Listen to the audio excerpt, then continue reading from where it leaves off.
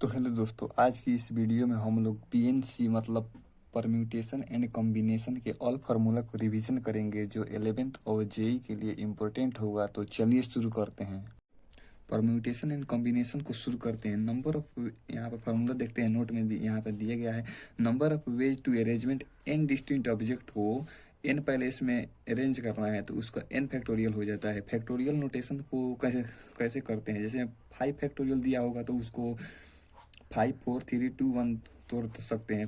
4 factorial को 4 3 2 1 टूट सकते हैं, मतलब इसको एक एक कम करते जाएंगे, नीचे तक जाते जाएंगे। जैसे में एन फैक्टोरियल तो N into N minus one N minus two dot dot dot N minus infinity तक ले जाएंगे और इसी तरह फैक्टोरियल नोटेशन को तोड़ते हैं। नाउ एक्सपोनेंट ऑफ प्राइम, कोई संख्या का एक्सपोनेंट कैसे निकालते हैं, जैसे मैं एग्जांपल से सभी फार्मूला को, फार्मूला नहीं होता पीएनसी में, और कोई एग्जांपल से समझते हैं। जैसे में पावर ऑफ 5 का कितना पावर होगा 100 फैक्टोरियल में, 100 नहीं है यहाँ पे, 100 फैक्टोरियल में मतलब 100 99 98 गुना में रहेगा तो उसमें 5 का कितना पावर आएगा। जैसे में इसको निकालने के लिए इस 100 है, इसको 5 से डिवाइड करेंगे, जितना आएगा उसको फिर 5 से डिवाइड करेंगे तो यहाँ 4 आ गया था। 4 5 से डिवाइड नहीं होगा तो वो जितना आया है इसको जोड़ देंगे और जितना जोड़ेंगे उस जोड़ने पर जितना आएगा वही पावर ऑफ 5 हो जाएगा। जैसे में 24 आया तो 24 और यहाँ 24 आया तो इसका 5 के पावर 24 आएगा इसके 100 फैक्टोरियल में।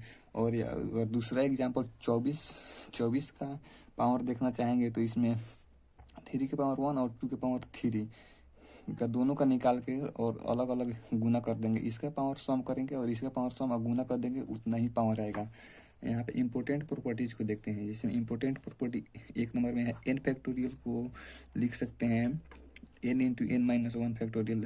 फिर इसको भी लिख सकते हैं N into N minus one into N minus two factorial, तो सब एक ही समान है। जैसे मैं यहाँ पे फैक्टोरियल ना देकर इसके कम वाला फैक्टोरियल दे देंगे तो फिर यह घटने लगेगा और फिर यहाँ से घटने लगेगा, तो बात वही रहेगा। 2 नंबर में 0 फैक्टोरियल या 1 फैक्टोरियल का वैल्यू 1 के बराबर होता है।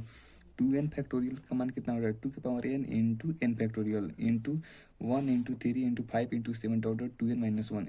यहाँ पर चौथा प्रॉपर्टीज है N factorial upon R factorial का फॉर्मूला होता है N into N minus one N minus two dot dot dot R plus one तक होता है। N factorial upon N minus R factorial का वैल्यू होता है, इसी का ये दूसरा रूप है। जैसे में यहाँ पे आर था नीचे, यहाँ पर एन माइनस आर है तो N into N minus one N minus two dot dot dot, यहाँ आर प्लस वन तो यहाँ N minus R plus one N minus R plus one, यहाँ पर आर था तो आर प्लस वन तक जाएगा। ना अगला फार्मूला को देखते हैं। अगला फार्मूला में दिया है, यहाँ पर सब नोट के तरीके से फार्मूला ये सब इंपॉर्टेंट है। जैसे हम बता रहे हैं यहाँ permutation of N distinct things taken all at a time. N distance thing में से सभी को ले लेंगे तो कितना होगा, परम्यूटेट करेंगे तो एन पी एन हो जाएगा। और यहाँ पे सम मतलब कोई संख्या है, मतलब एन थिंग्स है उसमें से 100 50 कुछ भी लेंगे, जैसे मैं आर ले लिए यहाँ पर तो एन पी आर हो जाएगा और एन लेंगे तो एन पी एन हो जाएगा। और यहाँ पे एन पी एन का मतलब यहाँ पर जानते हैं नोट में 1 नंबर में एन पी आर का मतलब कितना हो जाता है N factorial upon N minus R factorial. यहाँ पे एन पी एन का वैल्यू एन के बराबर होता है। इस फार्मूला से आप निकाल कर दोनों को देख सकते हैं, दोनों आ जाएगा। जैसे में N P zero equal to N factorial minus N minus zero equal to 1।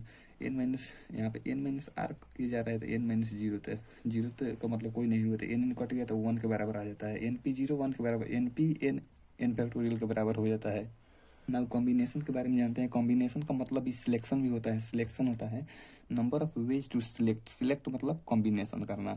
Number of ways to select R things out of N distinct things, N अलग अलग थिंग्स में से आर को सिलेक्ट करने का फॉर्मूला कितना होता है, एन सी आर का वैल्यू होता है N factorial upon R factorial into N minus R factorial. इसको इस तरह भी लिख सकते हैं। यहाँ पे देखो, यहाँ पे एन सी आर का मतलब इतना तो एन पी आर कहते हैं, एन पी आर यहाँ पर एन पी आर, और यहाँ पे आर फैक्टोरियल एक्स्ट्रा आ रहा है तो ऊपर वाला को N P R upon R factorial, यहाँ से एन पी आर का वैल्यू निकाल देंगे, इस जगह इसमें गुना हो जाएगा तो एन पी आर का वैल्यू हो जाएगा N C R into R factorial.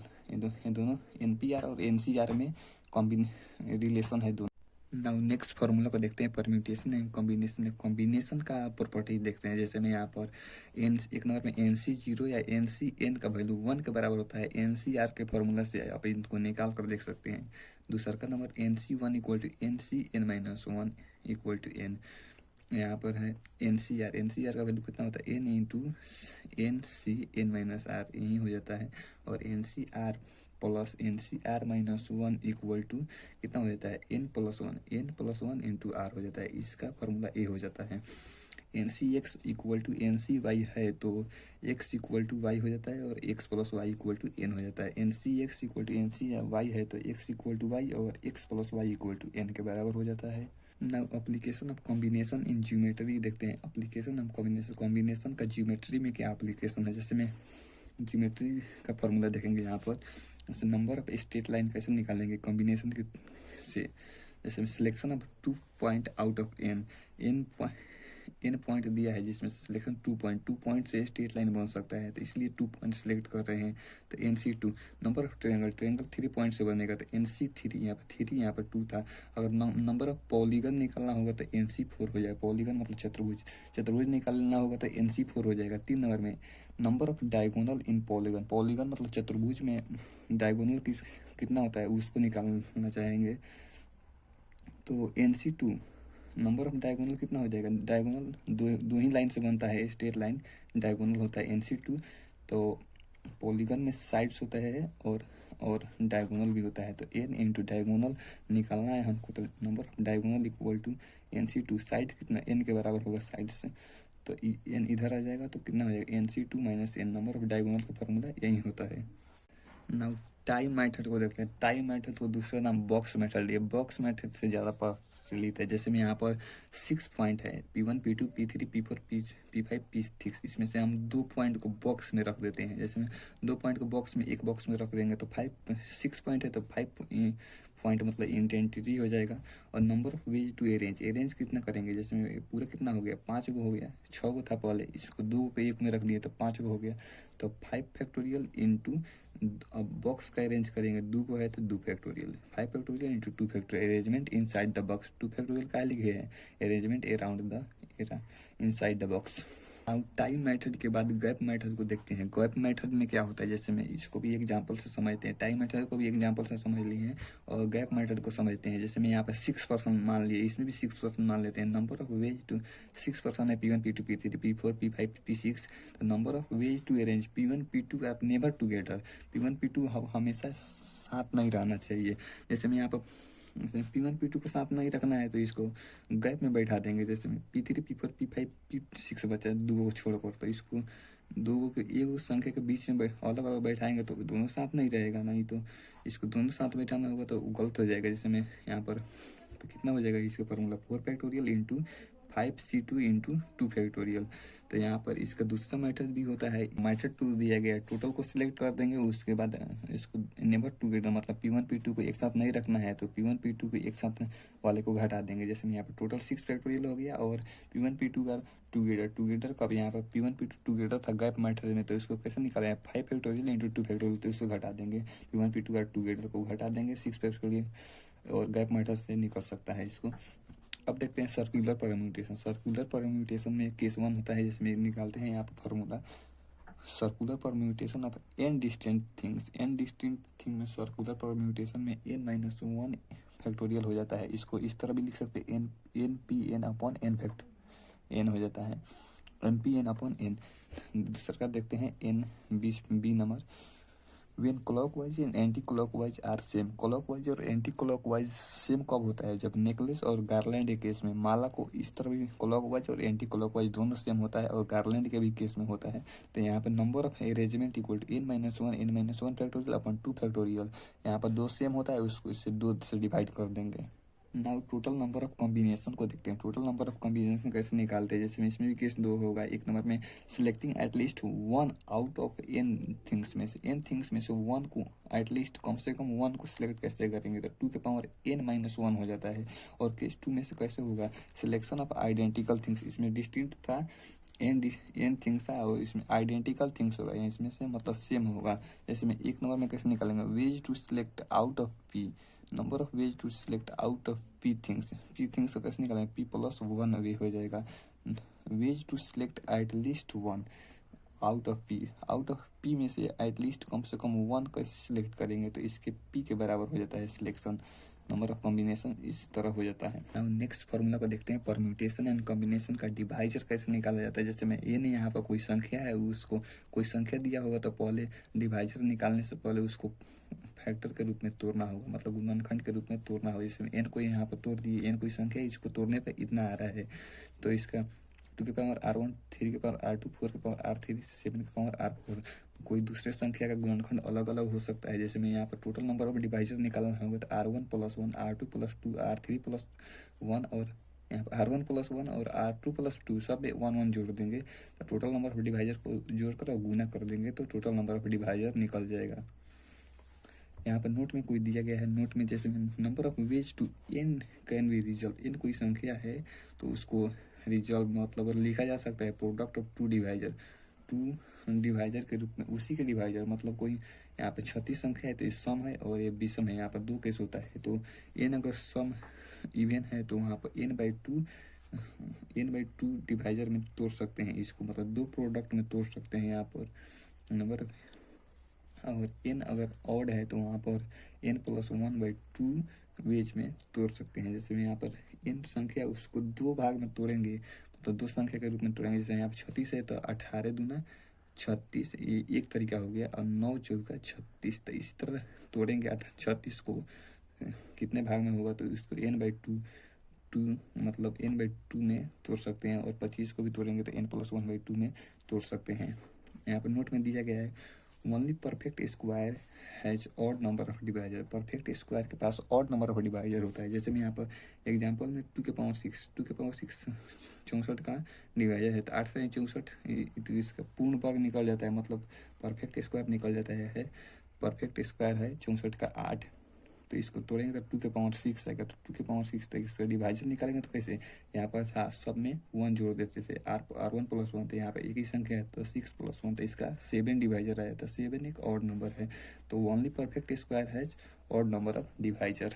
Distribution के फार्मूला को देखते हैं। जैसे मैं यहाँ पर एक नंबर में दिया गया है m + 1 थिंग्स है, m + n थिंग्स है, तो यहाँ पर m और n बराबर नहीं है, m और n not equal to n। Then number of group निकालेंगे कैसे, तो m + 1 इसको लिखेंगे m + 1 factorial upon m factorial upon n factorial. यहाँ पर दोनों अलग अलग है तो उसी से डिवाइड करेंगे, और दोनों समान है m = n, यहाँ पर नॉट इक्वल था, यहाँ पर इक्वल है, तो नंबर ऑफ ग्रुप कितना हो जाएगा, तो यहाँ पर दोनों समान है तो हमको m + n क्या लिखेंगे 2n लिख देंगे, मतलब 2m भी लिख सकते हैं, 2n भी लिख सकते हैं, 2n फैक्टोरियल अपॉन यहाँ पर जिस तरह डिवाइड की था जिस तरह डिवाइड करेंगे, यहाँ पर 2 संख्या समान है तो 2 फैक्टोरियल से डिवाइड कर देंगे। यहाँ पर 3 संख्या समान होता तो 3 फैक्टोरियल से डिवाइड करते। यहाँ पर दूसरा फार्मूला दिया गया है n आइडेंटिकल कॉइन्स को be distribute among p person if each person receiving non 1 और मोर, ले भी सकता है और 1 ले सकता है, कोई भी नहीं ले सकता है, और एक से ज़्यादा भी ले सकता है। तो उसको कैसे सिलेक्ट करेंगे, एन आइडेंटिकल थिंग्स को p पर्सन में डिवाइड करना है, वो ले भी सकता है, नहीं भी ले सकता है, और एक से ज़्यादा भी ले सकता है। तो n + 1 - 1 factorial upon n factorial into p - 1 factorial, इसको इस तरह भी लिख सकते हैं n + p - 1 c p - 1, यहाँ पर कॉम्बिनेशन किया जा रहा है। नेक्स्ट फार्मूला को देखते हैं, इससे यहाँ पर समाप्त हो जाएगा। आप जैसे नोट यहाँ पर देखते हैं, note if x1 x2 x3 ... xr तक दिया गया है, इसका वैल्यू n के बराबर है, तो यहाँ पर number of non integral solution कितने के बराबर होता है, n + r - 1 into n + r - 1 cr - 1, यहाँ भी कॉम्बिनेशन हो रहा है। और यहाँ पर नॉन इंटीग्रल का एक और केस होता है, जैसे मैं यहाँ पर इनक्वालिटी के रूप में दे दिया है, इसमें x + y n के बराबर, तो यहाँ पे एक d संख्या, मतलब इसको d को डमी वेरिएबल कहते हैं, d ऐसे संख्या को ऐड करेंगे जो लगभग n के बराबर आ जाएगा, ना बड़ा ना छोटा, लगभग n के बराबर आ जाएगा, तो उसको डमी वेरिएबल कहते हैं। उसके बाद जितना n + y + d आ जाएगा तो 3 संख्या आ जाएगा, तो यहाँ पर n संख्या था, r संख्या था, r लिख रहे थे यहाँ पर r, तो यहाँ पर 3 संख्या तो 3, इसी तरह, और इसके बाद इस तरह सॉल्व कर देंगे। दूसरा का केस है यहाँ पर b number of natural solution कैसे निकालते हैं, n - 1 cr - 1, यहाँ पर r नहीं है, यहाँ पर r था, यही एक अंतर है इसमें। और डी अरेंजमेंट देखते हैं, डी अरेंजमेंट का एक यहाँ पर लिखा गया है n letters can be placed in n directed involves। n letter को n डायरेक्टेड इन्वॉल्व में प्लेस करना है। Number of letters goes into its one envelopes. Number of letters goes into its one envelope. सभी letter अपने envelope में जा सकते हैं। तो इसको फार्मूला आया था, इसको याद करना होता है। n factorial into 1 minus 1/1 factorial. तो 1/1 फैक्टोरियल 1 के बराबर होता है, तो ये दोनों कट जाएगा। तो इतना ही भी लिख सकते हैं। n factorial upon n factorial into 1/2 factorial minus 1/3 factorial. यहाँ पे देखो, यहाँ प्लस तो यहाँ माइनस, यहाँ प्लस तो यहाँ माइनस, और जाते जाएंगे। और यहाँ पर -1 के पावर 1/n फैक्टोरियल। और इसी तरह हम डी अरेंजमेंट ऑफ 2 संख्या को निकालेंगे। तो ये 1 के बराबर आता है, यहाँ पर 2 n की जगह पर 2 रख देंगे। और डी अरेंजमेंट ऑफ 3 लिखा, इसको याद कर, इतना याद किया जाता है, बार बार निकालना नहीं पड़े। डी अरेंजमेंट ऑफ 2, यहाँ पर 2 पुट करेंगे। डी अरेंजमेंट ऑफ 4, यहाँ n की जगह पर 4 पुट करेंगे और निकालेंगे। डी अरेंजमेंट ऑफ 4 9 के बराबर होता है। डी अरेंजमेंट ऑफ 5 44 के बराबर होता है। डी अरेंजमेंट ऑफ 6 265 के बराबर होता है। इसको याद करना, इसको याद किया जाता है और ये डायरेक्ट याद रहना चाहिए। यहाँ पर PNC का फार्मूला समाप्त होता है। मिलते हैं नेक्स्ट वीडियो में। Thank you.